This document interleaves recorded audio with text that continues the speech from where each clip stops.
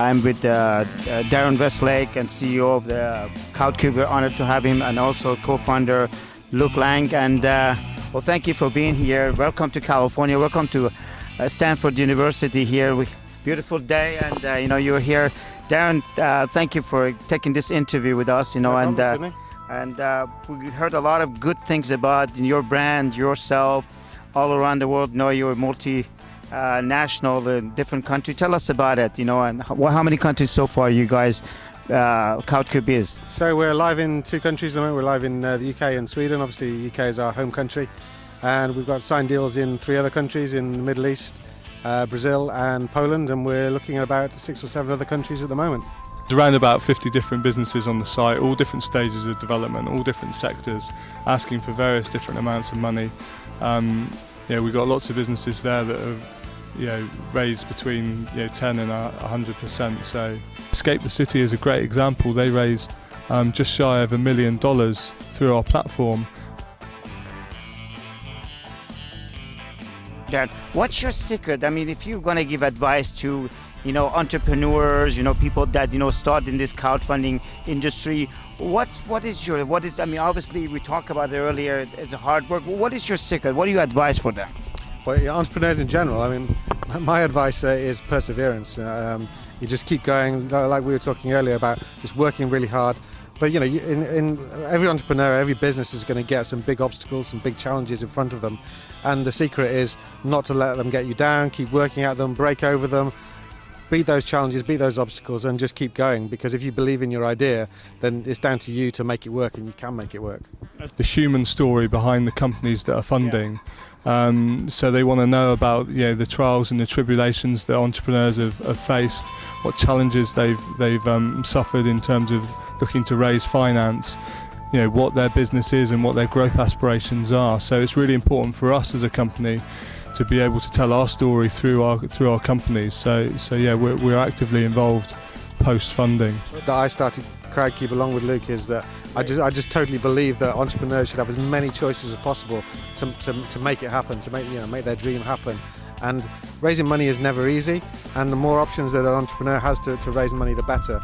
And crowdfunding is a really powerful way to do that, and it really empowers the entrepreneur to take control of the process.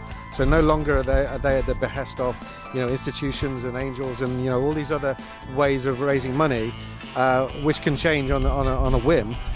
The crowdfunding process enables them to take control of the process and manage the process and dictate whether they get the money or not. It's hard work, but if you persevere, like I said before, you can raise the money you need. So keeping your message really simple, keeping your product simple so that people can understand it. Far too often we see businesses that overcomplicate things and therefore become really difficult for investors to be able to comprehend and understand.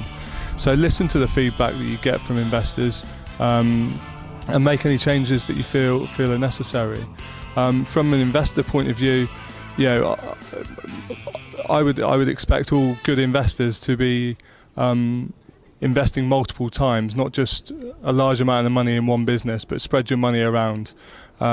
Look at the various tax breaks that are on offer, because there are some great incentives right across the world, particularly in the UK, to help incentivize people investing in unlisted securities. So look into that, spread your risk around, do your due diligence on businesses, ask those tough questions of entrepreneurs, and have fun doing it. It's a real pleasure. Both as an entrepreneur, speaking as an entrepreneur that's raised money through crowdfunding, it's an absolutely sensational experience. It's I'd advise it for any company. What's the start with somebody wants to start with CrowdCube? It's the same as most other funding methods. Really, you need to have a business plan and a financial forecast to so you can demonstrate what your plans. Submit that through to us via our website, and we'll kind of work with the entrepreneur until they're hopefully at a stage where they can list on CrowdCube. The businesses that tend to do best tend to be early stage companies, so they've already kind of developed their product, they've got some traction in the market, they've got a proven concept that works well. We tend to do very, very well in tech and online businesses and food and drink. Those are our 2 best performing sectors, but we've funded environmental companies, oil and gas, retail companies. So it's a real mixture and a real different stages of development, from startup, early stage, right the way through to businesses seeking growth finance. Well, that's great.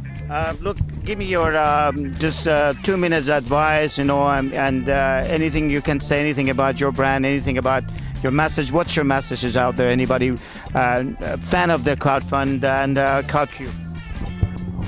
I mean, I would say if you're an entrepreneur looking to raise finance, or you're just looking to set up your own business, as Darren said earlier, tenacity is really important. It's a lot of sense to call on your immediate network, to call on those people closest to you.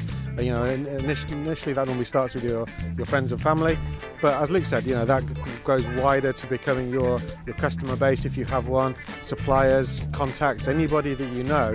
Those are the people who believe in you and your idea, who are going to be the ones that put their hand in their pocket first of all and support you, and then that kind of leads the way for people who you don't know, people who look at your business and evaluate it as an investment opportunity, to then get on board and invest. Yeah, it's great to be able to invest. It's a really fun experience, and you can do it now. We're trying to make it really accessible for people to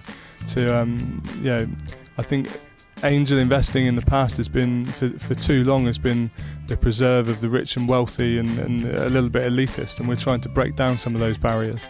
What kind of a music you listen? What is your music? What is choice of your music? Tell me, one of the British bands. Right away. Oh, you put me on the spot. I can never do this for her. I like kind of British indie music. Really? Yeah, British indie music. Yeah. That's all. Okay. Look, what about you? I'm an indie fan as well, so kind of British indie music. So, Indie music. So yeah, we just have to look for the indie music. Yeah, a musical on the site at the moment called Water Babies, so we're hoping that does really well. It's crowdcube.com, so it's www.crowdcube, all one word, .com. All right, great. Well, Darren and Luke, thank you very much, and welcome to California again. I'm glad you spent this time with us in beautiful campus of Stanford University. I hope your CrowdCube come to the Silicon Valley and meet Silicon Valley people. A lot of people is happening here. We appreciate you're leading this industry in UK. Your brand is excellent. It's an honor to be here and interview you. Thank you. Thank you. Have a wonderful. Thank everyone, and we see you next time in CrowdFundBeat. Next interview with the leaders of industry. This is Sydney Armani saying so long.